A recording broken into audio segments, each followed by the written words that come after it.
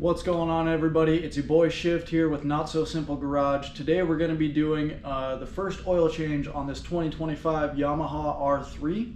When it comes to doing your oil changes, from what I was told by the dealer, is you always want to buy your oil filter and drain plug gasket from the dealership, especially when you're still under warranty for the bike. And the reason for that is when you go and buy all that stuff from the dealer, you put your name down as the PO, which is the purchase order. Also, I put my mileage on the PO, so that way if anything happens with the engine or drivetrain or anything, I believe it has a 1-year manufacturer warranty. You can prove you did your services on time with the correct parts. You know, Yamaha genuine parts. It's very important. Later on down the road, I don't recommend it, but if you feel like going with something else, some off-brand filters to save a little bit of money, that's up to you. Again, I don't recommend that. You know, for everything to do this oil change, it was $65, not even, 64 and some change. So really not bad. It's good spending a little bit extra money, having that peace of mind that you know you have the correct stuff. So here we have Yamalube 1550 4T engine oil, full synthetic, high performance, right? So my bike calls for 2.2 quarts of this. So of course you got to buy 3 quarts. You can save a few bucks by buying, I think it's a 4-quart jug, but still you're not even gonna get 2 oil changes out of that. So we've also got a Yamaha genuine oil filter. You know, Yamaha. Sorry, actually the part number is 5 G as in girl, H as in Harry, dash 13440 dash 80. So that's our filter here. We've also got the drain plug crush washer, just to make sure the drain plug has a nice tight seal. And the part number for that is 812-111-98-00. I will also be showing you how to reset the oil light, the oil change reminder light on the bike. Super simple, but just to make sure you are completely good to go. I also recommend keeping the receipt from the parts, keeping track of your oil changes. That way if you ever go to sell the bike, you can prove, hey, I did all the services on time with the correct stuff. So with that said, let's get to it. I've got everything set up. I've got my drain pan, some hand tools. I've got the 3 quarts of the Yamalube drain plug gasket. I've got a funnel, of course, some paper towels, brake cleaner, an oil filter wrench. Don't mind that. And then for after we're done, of course, we're going to wipe the bike down with some ceramic 3-in-1 detailer and a microfiber. So that's for after everything's all said and done. So as you can see, the bike's a little dirty. Been doing some woodworking in here, so it's, you know, attracted some dust. So I've got it on a mat that I basically park it on every day. That way I can see if there's ever any sort of leak. I've got the stand to jack it up with and a knee pad. So let's go ahead and get the bike jacked up. Okay. Kind of a little tricky sometimes by yourself. This stand was, I believe, $50 on Amazon, and it works perfect.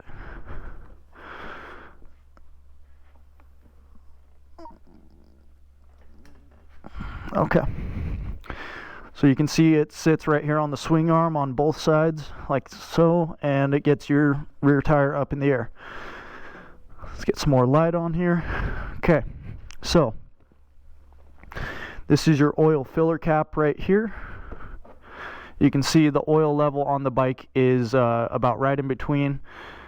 And actually what we want to do is we want to start the bike up and let it run until the engine casing is warm to the touch. That'll tell you that your engine oil is warm enough, and that will allow more of it to drain out. So of course, make sure you're in neutral and fire it up. Let it run for a minute. Okay, so we are good to go. Bike's actually fully warmed up, so we'll go ahead and kill it.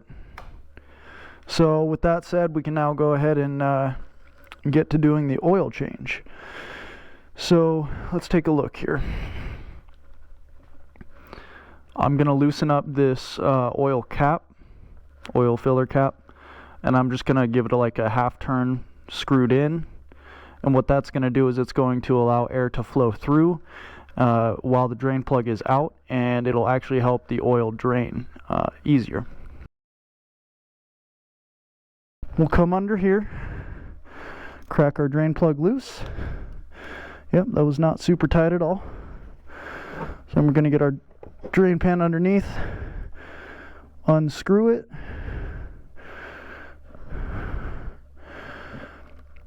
You know, some people like to wear gloves when it comes to doing this. I'm sorry if I'm breathing heavy too. Okay, and the oil's still pretty clean, but it's the break-in period that's done with, so we have to change it.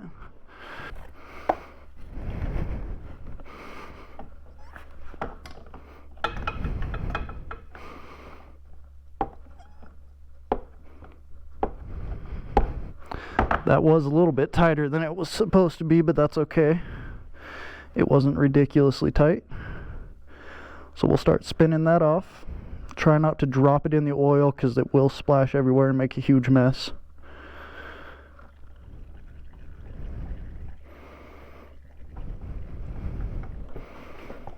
Alright. So we're doing a pretty clean oil change. For once, usually oil changes are super messy.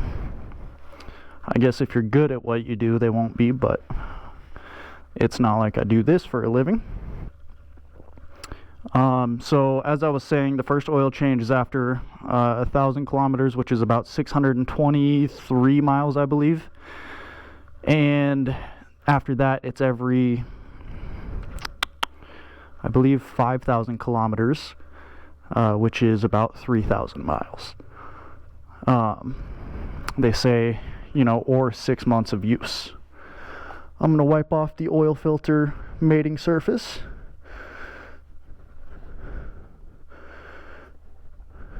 Okay. I'm going to let that drip a little bit more.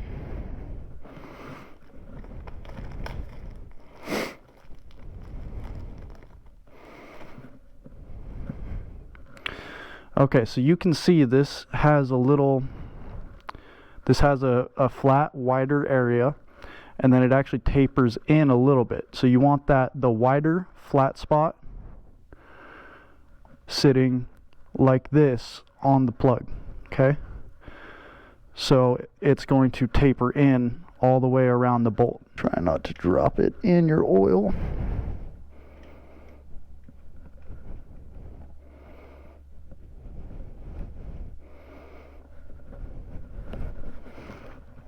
I'm going to move this pan out of the way.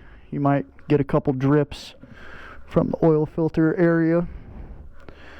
It's not too big of a deal. You know, we can clean that up easily, make sure it's not dripping aside from that. Okay, now before you move on, you make sure that you torque the oil drain plug. So let's grab out a torque wrench. Let's go ahead and grab your 3/8 drive torque wrench. We're going to set it to 15 foot-pounds.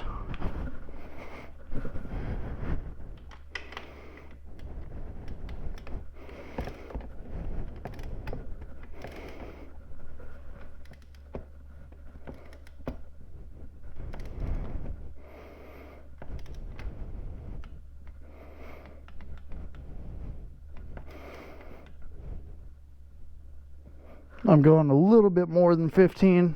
It wasn't as tight as I wanted it to be. Just make sure not to strip your threads out, because that's a huge pain in the butt. We're going to get out our oil filter. We're going to grab our new oil, and we're going to lube up the O-ring on this oil filter, just to ensure that it's never going to have a problem coming off 3,000 miles later.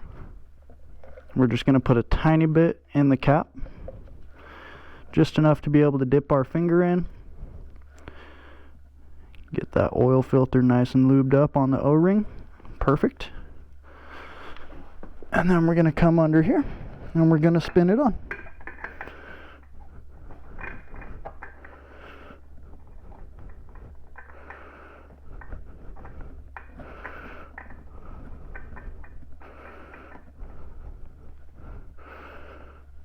Okay. Grab a dry rag. So if there's any residual oil on the filter itself, you can kind of get a dry grip on it, not an oily grip. There's not a whole lot of room to, crank it down. Just be careful if you go and use your pliers, because you don't want to dent the filter, and it very much so will dent the filter if you squeeze too hard. So just enough to be able to grab it. Okay, nice and solid. Perfect. I'm happy with that. Wipe down your area, make sure there's no oil that's going to drip from anywhere.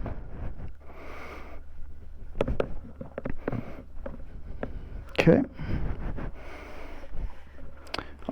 Sometimes people will actually date their oil filters. Write a date on it on when it was done. That way, if you don't ride your bike a whole lot, you know exactly what date it was done, and once you hit that 6-month mark, you know when it needs to be changed. So we got our handy dandy funnel out. Kind of overkill, but it is what it is. Gonna stick that right in there.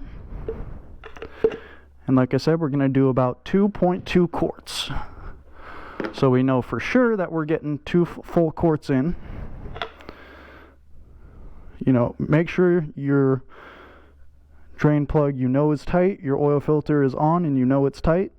That way you're not going to leak out your brand new expensive oil. So basically we're going to put in this next full second quart, and then we're going to do a quarter of the next quart.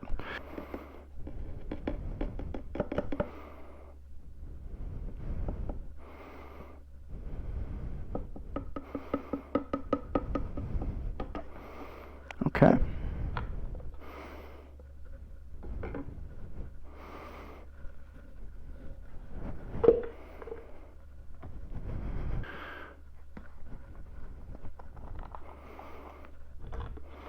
Just pour it in little by little, because you don't want to overfill it and have to drain it. That should be about perfect. Let's let it all get out of the funnel. Let's grab our oil filter cap, clean it off, make sure the O-ring on the cap itself is in good shape.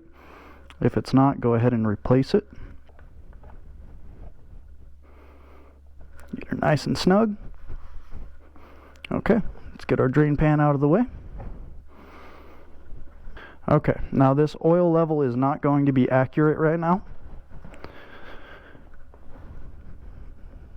So it says we're at the perfect amount. However, there's no oil in the oil filter cycled through yet. So let's go ahead and fire it up. Make sure there's no leaks or anything before you do fire it up. We're completely dry. We know our drain plug is torqued down properly. We know our oil filter is tight enough. So then that oil filter, or that oil pressure light I was telling you about, is this red one right here. So we're just going to make sure we're in neutral and watch and make sure this goes away.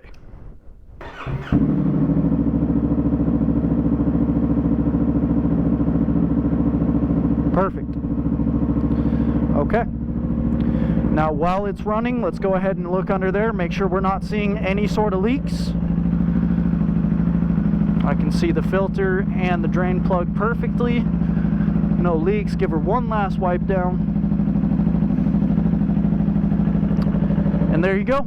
You have just successfully changed your oil. Okay, now let's look at the oil level now. There's nothing in there at the moment. It's got to drain back down. You can watch the level go back up. We'll let it sit for a minute. In the meantime, let's go ahead and reset our oil light. Okay, so you're going to hit select to cycle through until you get to the oil.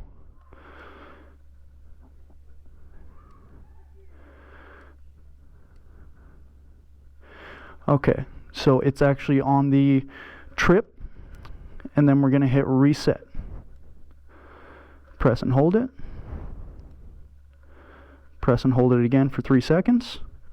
Now we're at 0. The oil light has stopped flashing. Turn it off. Turn it back on. Now the oil light is not flashing. So that's how you do it. So again, you hit select. So I always have it on trip 1. So from trip 1 you go past trip 2, Then it gives you your average miles per gallon. Then it gives you, sorry, the last one was miles per gallon as you're riding. This gives you your average from your full tank, and then trip, which this oil light will come on, and you know that's the one. So then you press and hold the reset button for 2 seconds. It'll start flashing this number and the oil light, and then you press and hold it again for 3 seconds, and that's all there is to it. So now let's check the oil level again. Alright, we are definitely low. We're at the low mark, so we're going to add a little bit more. We're going to add about 1/4 of a quart. So I guess, you know, realistically this takes about 2.5 quarts. We can watch our oil level go up here.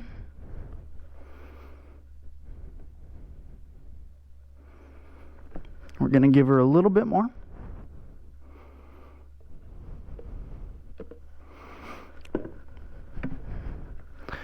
Now, from what I understand, as the oil warms up, it does expand a little bit. So we're going to go about 3/4 of the way up in between the low and the full mark, which we're about there right now. And that should be plenty good enough. However, I'm going to run the bike for about 5 minutes and ensure that the oil is up to temperature, and then I'm going to recheck it just to make absolutely sure it's perfect. Okay, so let's go ahead and do that, and I'll get back to you when we can check it again.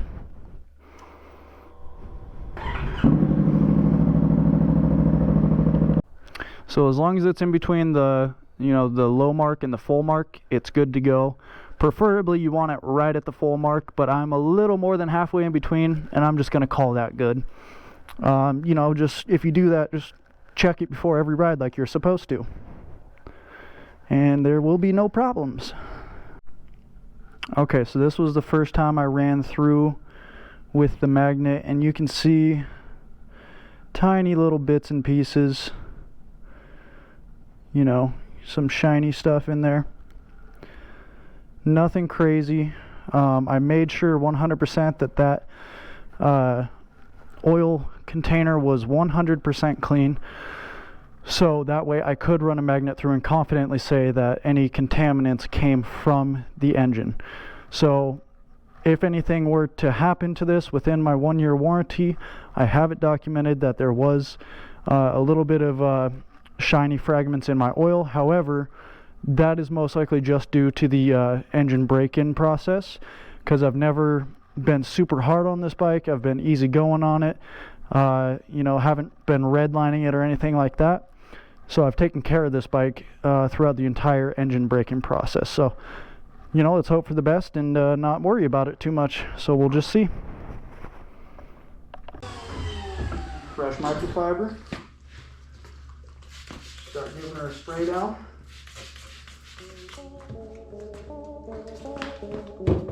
Giving her a wipe.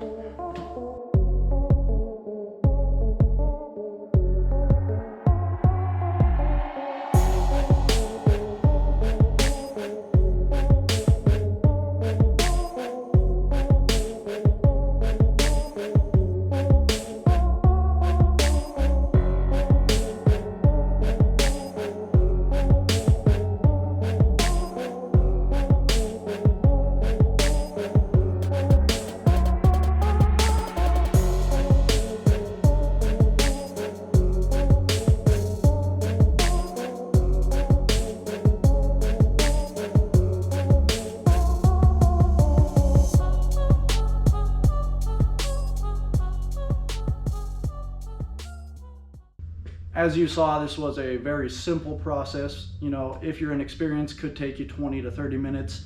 That's from start to finish and clean up and everything. You know, you can knock it out in 10 minutes if you know what you're doing. And now you should know what you're doing.